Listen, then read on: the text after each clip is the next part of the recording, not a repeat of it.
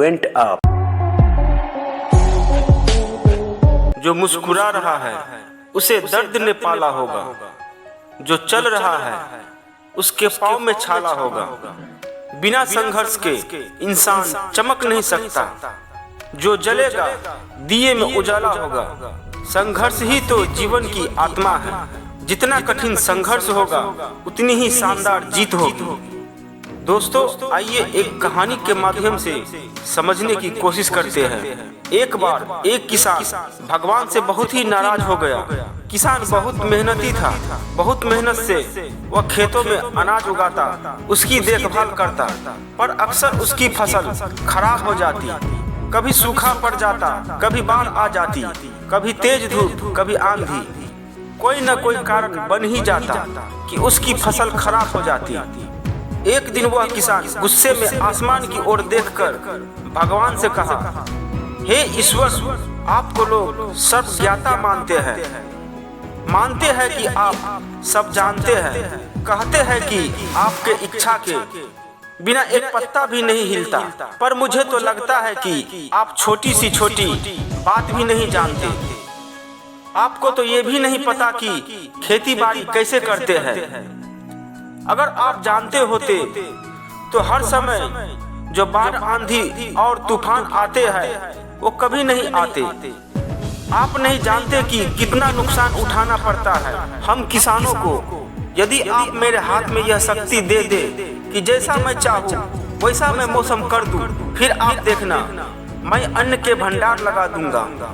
भगवान इस किसान के तीखे वाक्य सुनकर मुस्कुरा रहे थे और वह किसान के सामने प्रकट होकर बोले, मैं आज तुझे यह शक्ति देता हूँ कि तुम अपनी खेतों पर तुम्हारी जैसी इच्छा ही तुम वैसा मौसम कर दोगे। मैं बिल्कुल भी दखल नहीं दूंगा, तुम्हारी इच्छा से सब कुछ होगा। किसान बहुत खुश हो गया। किसान ने गेहूं की फसल अपनी खेतों में बोई। जब उसे लगा कि खेतों को धूप चाहिए तो खेतों को धूप मिले, जब पानी बरसाना चाहिए तभी पानी बरसा। आंधी तूफान बाढ़ कुछ भी उसने अपने खेतों पर आने नहीं दिया। किसान के खेत में इस वर्ष ऐसी फसल हुई जैसी कभी नहीं हुई थी। हरी भरी लहलहाती फसल, मन ही मन वह बहुत खुश हो गया और सोचने लगा, अब सबूत के साथ दिखाऊंगा भगवान को कि इसे कहते हैं शक्ति का सही उपयोग। मेरी सफलता देखकर उन्हें अपने नियम जरूर बदलने पड़ेंगे। कुछ दिन गुजरे, फसल कटने को तैयार हो गए। किसान बहुत उत्सुकता के साथ फसल को काटने लगा। जैसे ही उसकी नजर गेहूं की बलियों पर गया तो उसने अपना सिर पीट लिया और वह रोने चिल्लाने लगा। गेहूं की एक भी बाली के अंदर गेहूं का दाना नहीं था, सारी बालियां अंदर से खाली थी। किसान बहुत दुखी हो गया।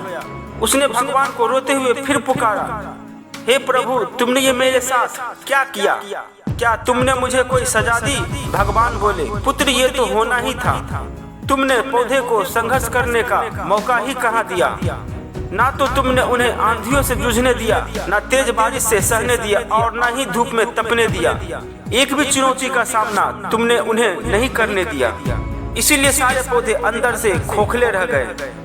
जब आंधी तूफान, तेज बारिश और धूप पड़ती है तभी ये पौधा अपने अस्तित्व को बचाने के लिए संघर्ष करते हैं। और इसी संघर्ष से एक बल पैदा होता है जिसमें शक्ति होती है, ऊर्जा होती है। और यही ऊर्जा पूर्ति तेरे गेहूं के दानों की तरह जो नहीं फूटी, तूने उन्हें कठिन परिस्थितियों से गुजरने ही नहीं दिया। जहाँ उनके अस्तित्व का जन्म होता, सारे बालियां इसीलिए खाली है। इसमें एक भी गेहूं का दाना इसलिए नहीं है क्योंकि तुमने उन पौधों को संघर्ष कराया ही नहीं। यदि रखिए स्वर्ण में स्वर्णीय आभात तभी आती है जब वह आग में तपने, गलने और हथौड़े से पीटने जैसे संघर्ष से गुजरता है।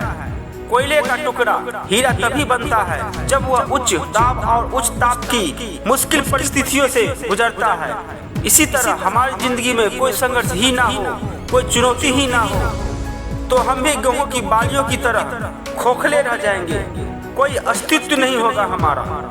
विपरीत परिस्थितियां, चुनौतियां, समस्याएं हमें और अधिक निखारती है। यदि जीवन में कठिन परिस्थितियां और चुनौतियां आए तो घबराना मत, बल्कि सामना करना, विश्वास करना कि आप और अधिक निखर जाओगे और अधिक मजबूत बन जाओगे।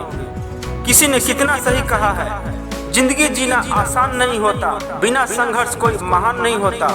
जब तक ना पड़े हथौड़े की चोट तब तक पत्थर भी भगवान नहीं होता। दोस्तों, आशा करता हूँ आप कुछ बेहतर सीख पाए होंगे।